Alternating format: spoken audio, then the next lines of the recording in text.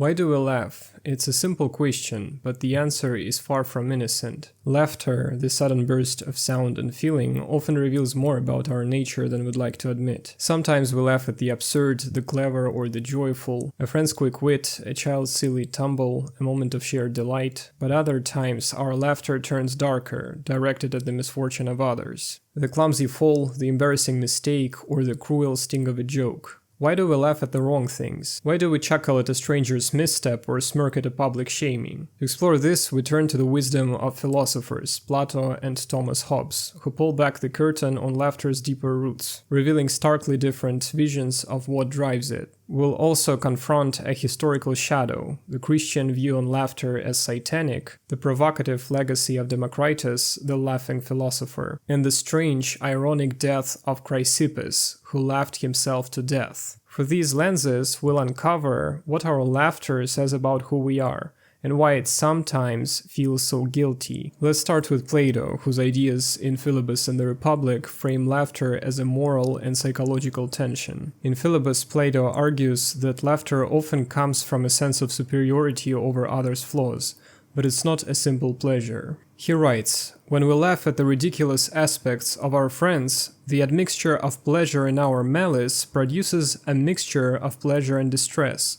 For we agreed some time ago that malice was a form of distress, but laughter is enjoyable, and on these occasions both occur simultaneously." Let's pause here to unpack this idea. Plato's saying that when we laugh at someone's minor mishap, like a friend who trips over a stone in a marketplace scattering their basket of figs, we're enjoying a moment of feeling better than them. Their stumble makes us feel steady by comparison. But that mixture of pain and pleasure is key. The pleasure comes from our elevated position, but the pain creeps in, because we know deep down that we could be the one tripping. Plato's careful to note that the misfortune must be not too serious. If our friend broke their ankle, laughter would be wrong. This boundary shows his moral concern. Laughing at the wrong things, like real suffering, tips into malice, a betrayal of the empathy we owe others. Plato builds on this in the Republic, where he worries about laughter's impact on character, especially in the young. In Book 3, he argues that excessive laughter undermines the self-control needed for a just society. Speaking of the guardians, he says,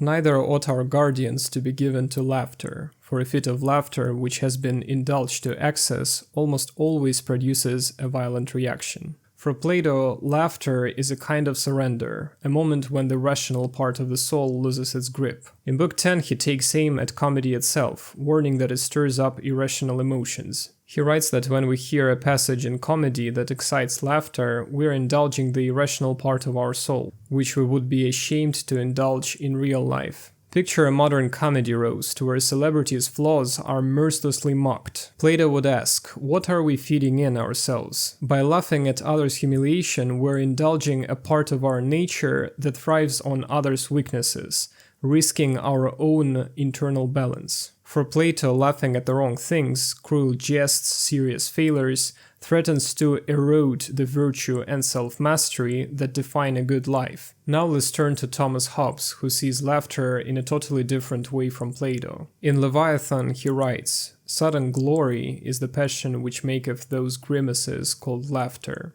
and is caused either by some sudden act of their own that pleaseth them, or by the apprehension of some deformed thing in another, by comparison whereof they suddenly applaud themselves." Think of a co-worker at a team meeting, pitching the project with confidence but messing up the budget numbers, and you catch yourself holding back a laugh. That's Hobbes' sudden glory, a quick boost of pride when you spot their mistake and feel sharper. It's not about being mean or happy, it's just a gut reaction in a world where we're always sizing each other up. This might sound a bit like Plato, but it's not the same. Plato says laughter is a moral issue, a mix of pleasure and pain that can turn cruel, like laughing at a friend who falls hard. He wants you to hold back to keep your character in check. Plato would worry you're risking malice. Hobbes doesn't see it that way. For him, laughter is just a natural instinct, no moral baggage attached. When you laugh at your coworker's slip-up, Hobbes says you're just being human, grabbing a moment to feel better in a competitive world. Hobbes describes human life as a relentless struggle, where a man is a wolf to men. In Leviathan, he says we're all fighting for power, always looking for an edge. Laughter is one way we do that. When you laugh at your coworker's budget mix-up, it's not just about their error, it shows you're ahead for a second. It's like passing someone who trips in a race. You don't plan it, it just happens. In a room where everyone's trying to stand out, that laugh is a quick way to say you're doing better without starting a fight. It's just part of the game.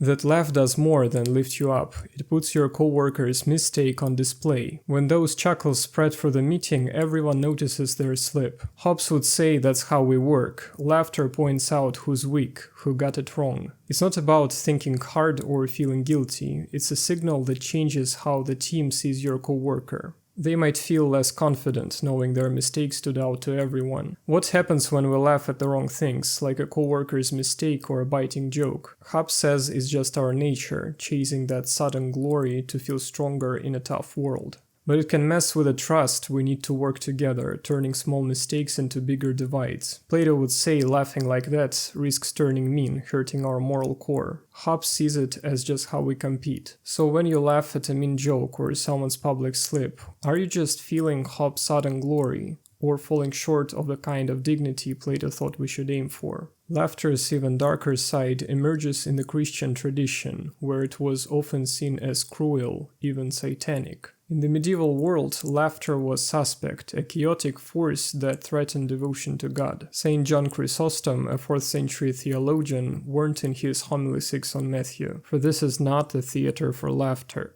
Neither did we come together for this intent, that we may give way to immoderate mirth, but that we may groan, and by this groaning inherit a kingdom." For early Christians, laughter's unpredictability was dangerous. A sudden outburst could pull you from spiritual focus. Church teachings linked and controlled mirth to the devil's defiance, a sign of human weakness and the body's rebellion against the soul. Laughing at serious or sacred things, such as during solemn rituals or moments of penitence, was considered a lapse toward chaos and spiritual disorder. This view shaped a culture where laughing at others' expense was a moral risk, a brush with the satanic. The medieval fear of laughter comes alive in Dante's Inferno, where demons torment sinners in a way that feels like cruel mockery. In the boiling pitch of hell's filth Bolgia, the Malebranche demons torment corrupt officials, clawing them with hooks and taunting their pain with jeers. Picture this hellish scene. A sinner, dragged from burning pitch, writhes in agony as the demons circle. Their taunts sharp and cruel, stinging like laughter. Their leader Malacoda adds a grotesque insult, signaling his troop with a trumpet blown from his behind. A humiliating insult that mocks both sinners and God's order. Though Dante doesn't always call it laughter, this atmosphere of cruel jeering and degrading gestures captures the chaotic mirth medieval Christians feared as satanic. It's a vivid picture of demons gloating over suffering, a scene that brings the church's warnings to life. Their mockery mirrors both Plato's fear in Philosopher that laughing at others' pain can harm our morals, and Hobbes' sudden glory in Leviathan, since the demons gloat over the helpless. Such a dark view of laughter meets a bold challenge in Democritus, a 5th century BC philosopher known as the Laughing Philosopher. His materialist view that the world is atoms and void was so heretical that his works were banned in Christian Europe until the modern era. His nickname comes from a Roman-era tale in the letters of Hippocrates, where Democritus laughs at everything: funerals, political triumphs, seeing human life as absurd. His fellow citizens, alarmed by his constant laughter, thought him mad and summoned Hippocrates to cure him. Yet Hippocrates found Democritus saner than them, for he recognized the absurdity of human pursuits. In Renaissance art he is depicted grinning, chuckling at life's folly.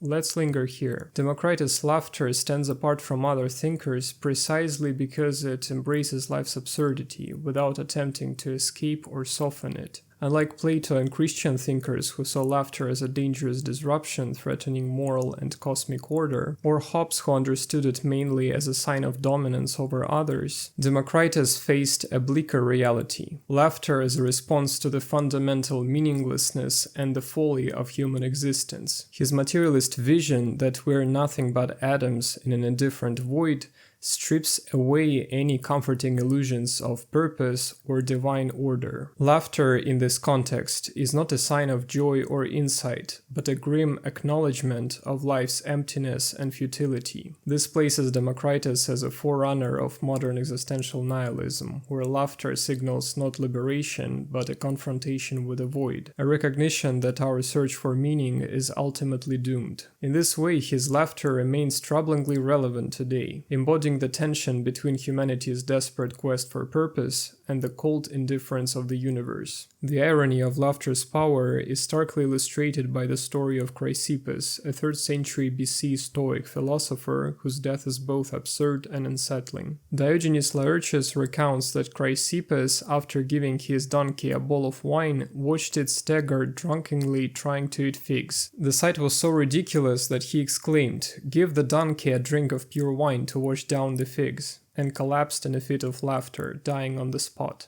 This isn't just a quirky anecdote, it's a haunting irony. Chrysippus, a Stoic devoted to reason and self-control, was undone by the very laughter he had cautioned against. In the Christian view, this death might seem almost satanic, a philosopher consumed by the chaos of mirth, as if the devil had orchestrated the scene. For Plato, it would be a warning against losing rational control. For Hobbes, a grim confirmation that even a philosopher can't escape the human drive for sudden glory. The story underscores laughter's dual nature, a release, a joy, but also a force that can overwhelm, even destroy. For Democritus, the story of Chrysippus would only underscore the absurdity of existence itself. He might see Chrysippus' death as the ultimate expression of life's unpredictability and the futility of reason alone to master it. So why do we laugh at the wrong things? Plato shows us laughter as a moral tightrope, a mix of pleasure and pain that risks cruelty if not restrained by reason. Hobbes reveals it as an amoral reflex, a spark of ego in a competitive world. The Christian tradition casts it as a dangerous, potentially satanic act, while Democritus embraces it as a lens for truth, and Chrysippus' death reminds us of its unpredictable power. When we laugh at a cruel joke, a public mishap, or a biting roast, we're navigating a complex terrain, asserting superiority, confronting absurdity, and wrestling with our own fragility. Laughter is a mirror reflecting our pride,